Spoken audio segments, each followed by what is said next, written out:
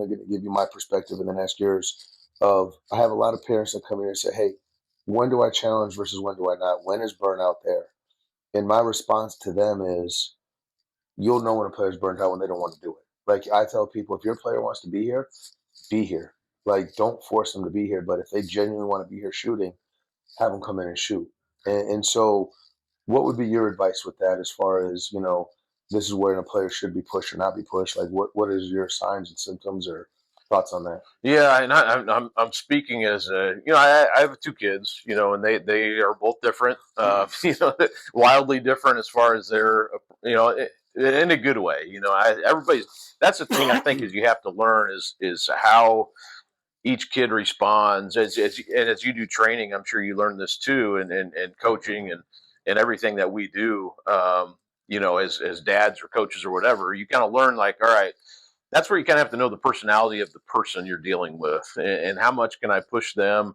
How much do they need? Maybe a different kid needs to be kind of just introduced to something, Yeah. and then they kind of latch onto it. Whereas another kid may be like, you don't even need to introduce. He knows this is going to be something he's going to enjoy.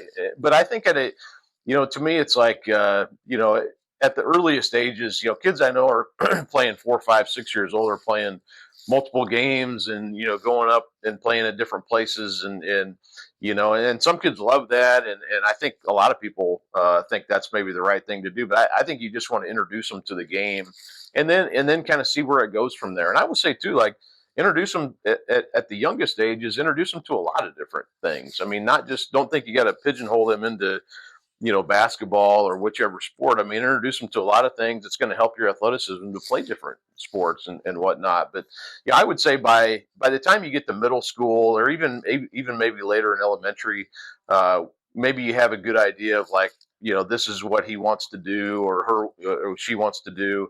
I think you kind of get a sense at that point of maybe what the future looks like and all right, what work can we put in here that's going to be beneficial in the long run, and what are ask them what their goals are, and maybe they're, and I always think too, like even if the goals of the kid seems unrealistic, you don't want to shoot that down either. Oh, yeah. You want to let them figure out their path and let them kind of figure out what's doable and what's not.